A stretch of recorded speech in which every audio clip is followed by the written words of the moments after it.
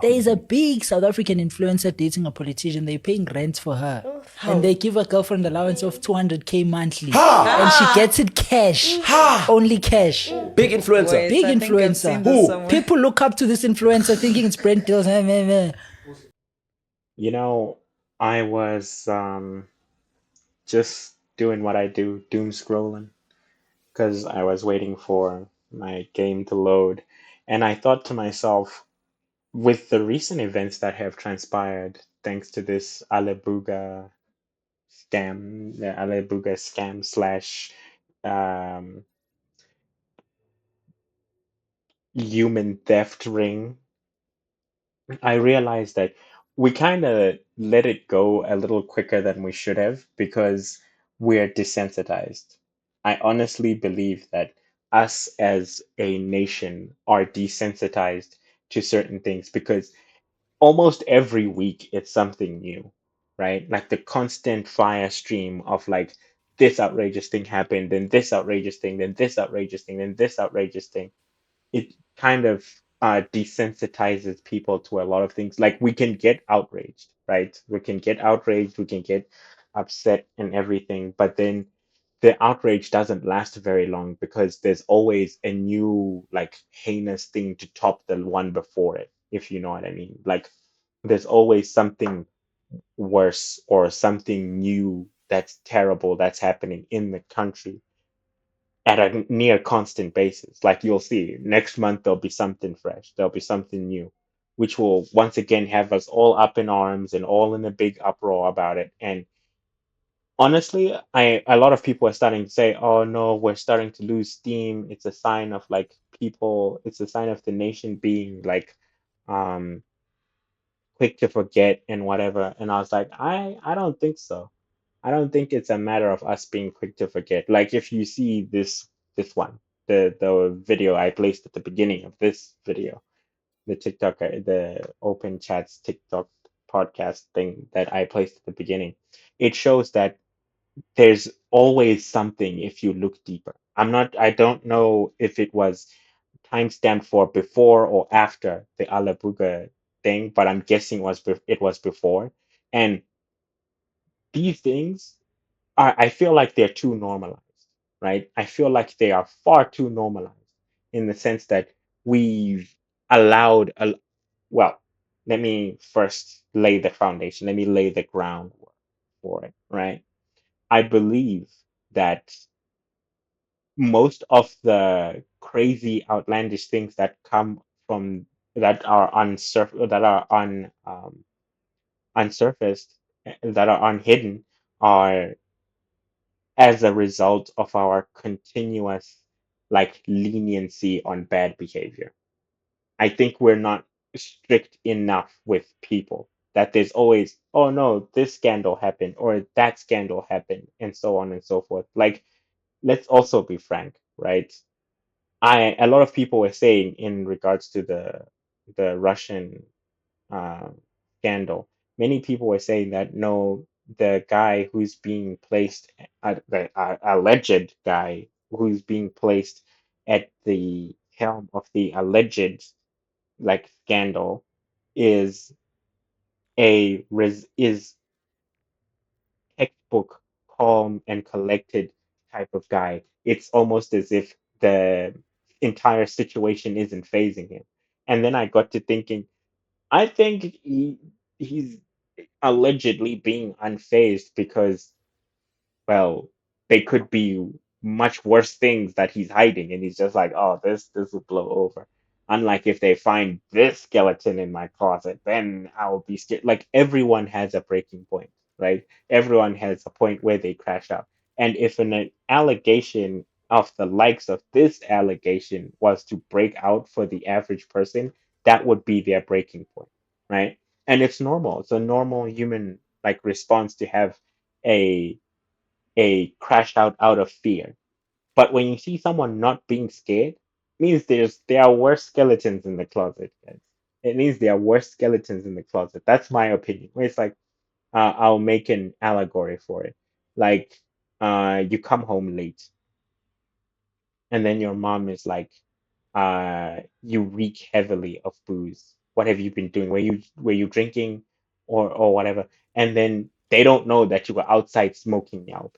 Like you're much you're you're going to be a lot more relieved that you only have to defend the minor hill of drinking because drinking isn't really that bad as compared to like hardcore substance abuse, like hardcore drug usage. Like if you compare those two things, let's be honest, hardcore drug usage is far worse than like drinking out at night with your buddies. That one proof is in no way comparable to hardcore substance abuse. So of course you will, you know, defend yourself and try to worm your way out of it, but not as hard as if actually nailed you for the thing that you were doing. You get what I mean? Like you wouldn't be fighting as hard if it was just that the allegation is light enough for you to apply a bit of resistance, but not too much, because you don't want them digging deeper as a result of your inherent crash out over this thing. So I believe that's what's going on. Personally, allegedly, I believe that's what has been transpiring. So it's all just a strange uh, instance. And of course, you have your cyan bougies and so on and so forth who are uh, making statements, releasing apologies, and that's what shows you that they're human and they're trying something. You get what I mean? Like they're trying to rectify the situation and trying to come out unscathed. I saw that Seema was crying about losing 2.8 million followers on TikTok. And I was like, that's what your takeaway is? Not that lives could have been lost. And I also saw a video. I forgot to save it and add it to this video. When I find it, I will definitely make a response for it. And much more like, I wouldn't say in depth because this is unscripted. Very little is in depth. It's all just surface level for now. There will come a time where I will make a long, in depth video with lots and lots of editing. For now, these videos are just meant to be playing in the background whilst you're doing something else. And I kind of like the voice note aesthetic, if you know what I mean. Where it's like we're buddies and you're just listening to the sweet, melodious tunes and frequencies of my voice as I serenade my unscripted opinions into your head. But that, but that is besides the point. That is besides the point. The point is, I saw a video that was saying, the the Alabuga, the Russian scandal, wasn't a human theft scandal, if you know what I mean by human theft. It wasn't like a human theft It's not a human theft thing because many of the people are still there. And I was like, yeah, okay, so what about the drone attack that happened at one of the factories? Let's talk about that. Like, and one thing people don't understand is if you're making like this is something I've learned throughout my entire like time of studying military conflicts and whatnot. If you find yourself in a factory that assembles weapons, you are a free target. Like you are free game. You are literally an unwilling participant of a conflict because if they hit that building, that's a strategic building for them to hit. You are located in a wartime strategic point, which will be taken off the map, right? I don't think these people signed like agreed to work in the factories and so on and so forth, knowing that. And I don't think they tell them that. They're just like, no, you're out here in Alabuga, safe. The war is in Ukraine, but then you're in a strategic point. Like if they decide to cripple the drone production for the Russian army, this is one of the places they're going to hit. You get what I mean? So you can't. And another thing is long range strategic strikes that are orchestrated by missiles are so insidious that you will not have time to run, right? If they so decide, you will not have time to run. And the further inland you go, right, or the further you don't know how defended your position is. Russia is not a small country, bear in mind. So we can't fully say that all of their peripheries are have like a iron dome to protect them from incoming hits. We can't say that wholeheartedly. We can't know that because that's probably classified information held in the Kremlin.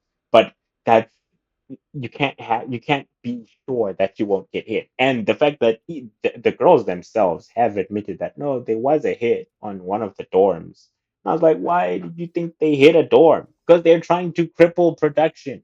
Their intelligence knows that you guys are making drones. You guys are making weapons. So therefore, this is a legitimate military target. So what will happen? You're gonna get hit. And I was explaining the most insidious part about being hit by a long range strategic strike is you will never know it's coming. The only people who will know it's coming are the people who have radars. And I don't think they outfit drone assembly plants with radars.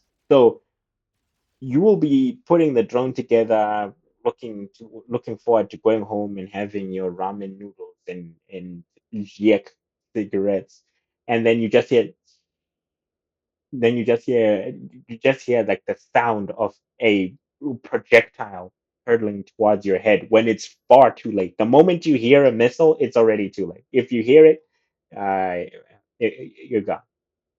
You're gone. You're done. Because its area of effect is large enough that if the blast doesn't get you, the shrapnel will tear you to pieces. So it's it's a very insidious thing, right? So okay, fine. Let's say the human theft charges for the Russia scandals are dropped. Are we going to gloss over the fact that these people were unwillingly taken?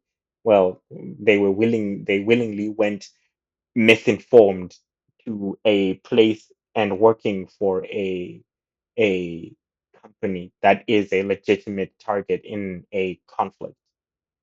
I don't think if they were told that, oh yeah, by the way, you'll be working in a drone factory, you'll be in a bomb factory making bombs. I don't think if they told them that right off the bat, people would be like, "Oh yeah, absolutely, sign me up. Why not? I've always wanted to build weapons of destruction. This is amazing. This is just up my alley." No, I don't think they think that. But yeah, like you know, there's so much to unpack from the whole thing, in my opinion. I'm going to get back to making videos a lot more often. I just took a couple of days to take a break and kind of put life in order. But I think I don't know. You guys should let me know in the comments after you like, share, and subscribe. Like, share, and subscribe to save a small puppy from imminent nuclear devastation. Goodbye.